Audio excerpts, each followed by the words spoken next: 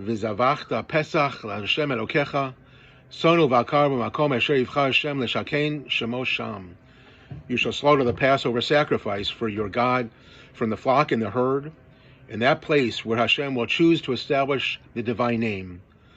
Lo tochal alav chametz shivat yamim, tochal alav matzot lechem oni ki b'chipazon yatzata me'eretz Mitzrayim, leman tizko et yom tzecha me'eretz Mitzrayim kol yemei chayecha. You shall not eat anything leavened with it.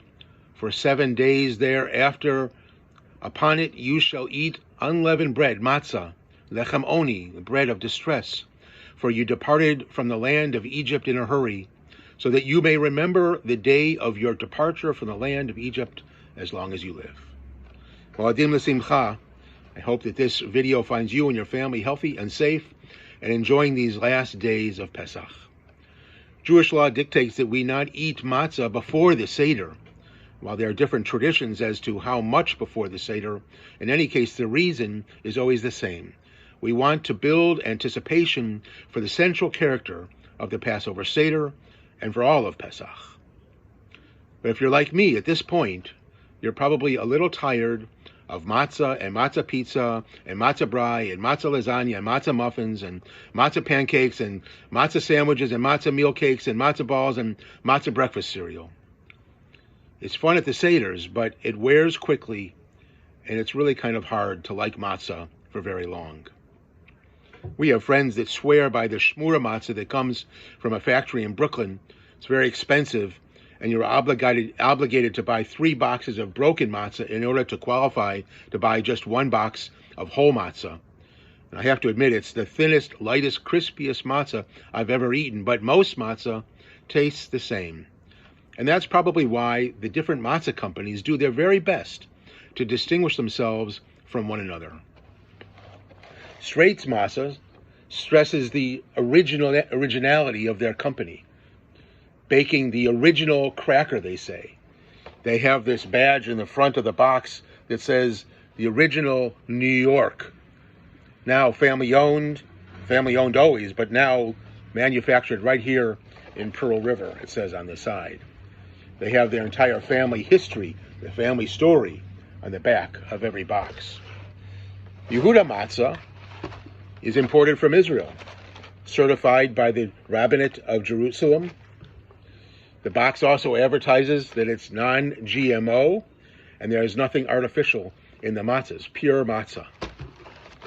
This box of Geula, the matzah of our redemption, is factory-made shmura matzah. From the time that the wheat is cut until the baking and packaging, it's guarded and watched over. My favorite, though, is the Manischewitz matzah. Manischewitz is really stepping up their game. This is matzah from the Passover collection, whatever that means exactly. Also non-GMO. And like Straits, they have yichus. In fact, if you look at the back panel, it shows the packaging from their earliest days from 1888 up until the mid-1980s, up until today. These are what the boxes look like. It says an icon of American Jewish history for over a century.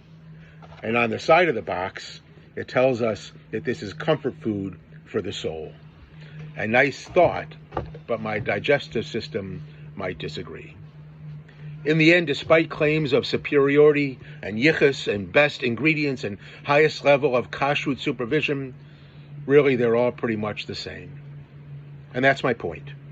And I think it's one of the central lessons of Pesach. Matzah fulfills a dual role as a reminder of our slavery. It's lechem oni, the poor man's bread. It's a reminder of our slavery in Egypt.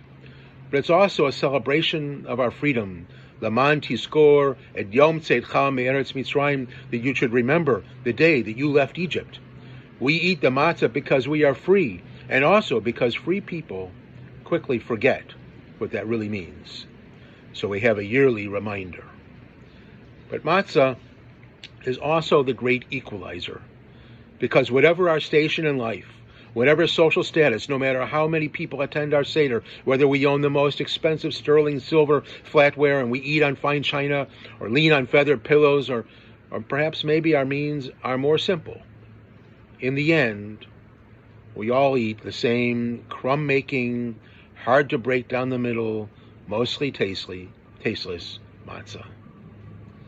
Wishing you and your family a Chag Sameach and an early Shabbat Shalom.